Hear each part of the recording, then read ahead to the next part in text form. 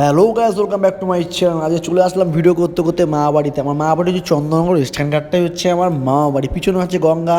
ওই গঙ্গাটাকে আমরা পুকুর বলতাম, একটা সময় একটা পুকুর ছিল, এখন বর্তমানে গঙ্গা হয়ে গেছে। পুরো ভিডিওটা স্কিপ না করে দেখো, আশা করি বন্ধুরা খুব ভালো লাগবে। চলো বন্ধুরা যাওয়া যাক, পুরো ভিডিওটা দেখো, খুব এনজয় করবো। দাঁড়াও, এই বেদিটা আমার দাদু তৈরি করেছিল, এখানে বসে বসে চা খেতো আর পুকুর থেকে মাছ তুলতো। আমি দাদুকে অনেকবার বলেছিলাম, দাদু তুমি বেদিটা তৈরি করলে কেন? বলে দাঁড়া বাবু, এখন আমরা চা খাচ্ছি, পরবর্তী জেনারেশন, তোর জেনারেশন দেবে, লোকজন এখানে বসে আড্ডা মারবে, প্রেম করবে, ঘুরে বেড়াবে।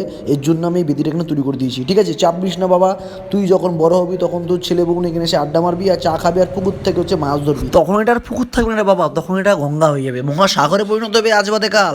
তুই দেখে নিস, আমি লিখে দিলাম তোকে এটা। এখানে তখন অনেক নিব্বা নিব্বি আসবে, ফটো তুলবে, গায়ের মধ্যে উঠে নাচানাচি করবে, দেখবি এখান থেকে ঝাঁপ দেবে, দুজনে সুসাইডও করবে, চাপ নিস না। কিন্তু এটা বর্তমানে এই ঘটনাটাই ঘটছে, আমি লিখে দিলাম আজকে, তুই দেখে নিস। আর হ্যাঁ, তুই একদিন ব্লগার হবি, সেই সময় যখন তুই এই ভিডিওটা সবাইকে দেখাবি বা সবাইকে জানাবি বা সবাইকে করতে দিবি বা করতে আসার জন্য এখানে বলবি, বিকজ তুই শুধু ভিডিও করে যাবি। ভিডিও করা কিন্তু তুই বন্ধ করবি না, যখনই ছুটি পারবি তখনই ভিডিও করতে চলে আসবি চন্দননগর ঘাটে, তোর মামা বাড়িতে, তোর মামার জায়গায়, তোর মামির জায়গায়, তোর দাদুর জায়গায়, তোর দিদার জায়গায়, সব জায়গায় আসবি। আর যে কটা নিব্বে নিব্বিকে দেখবি সব কটা ভিডিও করে ছেড়ে দিবি, ঠিক আছে?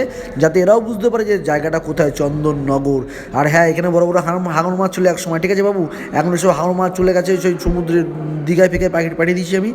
ওইখানে আছে, ওইখানেই থাকবে বলেছে, এখানে আর আসবে না। আজকে কেন দাদু তুমি এই কাজটা করলে?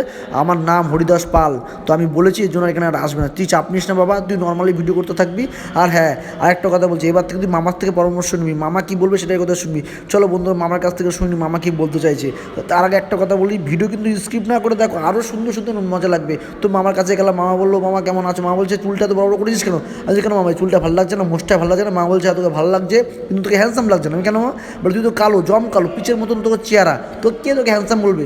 এই জন্য তোকে বলছি তুই ন্যাড়া হয়ে যা, গোপ ফোপ কেটে দে, সব থেকে ভালো লাগবে। তখন গায়ে একটা পৈতে নিয়ে নিবি আর সন্ন্যাস ধর্ম গরম করে নিবি। ভিডিও ছাড় বাবু, ঠিক আছে? এখানে বিবেকানন্দের মন্দির দেখতেই পাচ্ছ, কত সুন্দর লাগছে দেখতে, চারিদিকে শুনশান, ঠিক আছে? ওই দিকে একটা মাথালকে নিয়ে যাচ্ছে, ঠিক আছে? আর এই দিকে কাকা বলছে বা আমার মানিব্যাগটা কোথায় গেল, আমার ফোনটা কোথায় গেল, চুরি হয়ে যায়নি তো? তো মামা এসব বললো আমাকে দেখে। মামা শুধু আমাকে একটা কথা বলবো, বাবু এবার আমি তোকে কিছু বলবো না, তুই তো নিজের মতো ঘুরতে থাক, তোর চন্দ্রনগরটা তোর মামা বাড়ির জায়গা, তুই সব জায়গাতে ভিডিও কর। তো আমি দেখতে দেখতে আসলাম এখানে, যে বাঁদিকে অনেক গাছ লাগিয়েছিল, চা বাগান লাগিয়েছিল, সেইখানে অনেক মাছি ভনভন করছে। আমি বললাম মাছি কেন ভনভন করছে? তো আশেপাশে দেখি না, সব নিব্বা এখানে ঘোরাঘুরি করছে। আমি ভুল দেখেছিলাম, ওটা চা বাগান না, ওটা ঝাড় ছিল। এখন সামনে সরস্বতী পুজো না, তার জন্য স্ট্যান্ড ঘাটে চলে আসলাম মা বাড়িতে একটু ভিডিও করার জন্য, যে এইসব স্ট্যান্ড ঘাটে এখানে নিব্বারা কী করে, সব বেঞ্চের নিচে, বেঞ্চের উপরে, সব জায়গায় বসে বসে তোরা ওরা হচ্ছে নিব্বারা এখানে চাষবাস করে। কী চাষবাস করে? এখানে মধু চাষবাস করে। এখানে অনেক মধু পাওয়া যাবে, যে মধু দেখার জন্য চন্দননগর স্ট্যান্ড ঘাটে আসতে হবে। দেখতেই পাচ্ছ সব লাইন দিয়ে মধু চাষ করছে। তো আমি তাদের জন্য একটা কথা বলছি, চন্দননগরটাকে তোমরা কেউ বদনাম করবো না, আসবে নর্মালি, খাবে দাবে, ঘুরবে, চলে যাবে, ঠিক আছে? মধু না, অন্য চায়ের কথা বলেছি, শুধু চা খাবে, চলে যাবে। আর এই গাছ থেকে আমার একটা বন্ধু পড়ে সুসাইড করেছিল। আমি বলেছিলাম ভাই মরিস না, আমার কথা একদমও শুনলাম। আমি কেন ভাই মরছিস?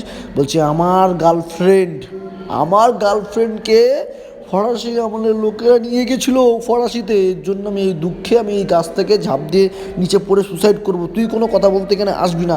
এই বট গাছটার মধ্যে রাতের বেলা পেতনি এসে বসতো, আর ও সেখানে বসে চা খেতো। আমি ওকে বলতাম কী যাবে এখানে, কী করছিস তুই? বলছে তুই চুপ করে থাক, এই যে এখানে আমি দেখতে পাচ্ছি, এখানে আমি আছি।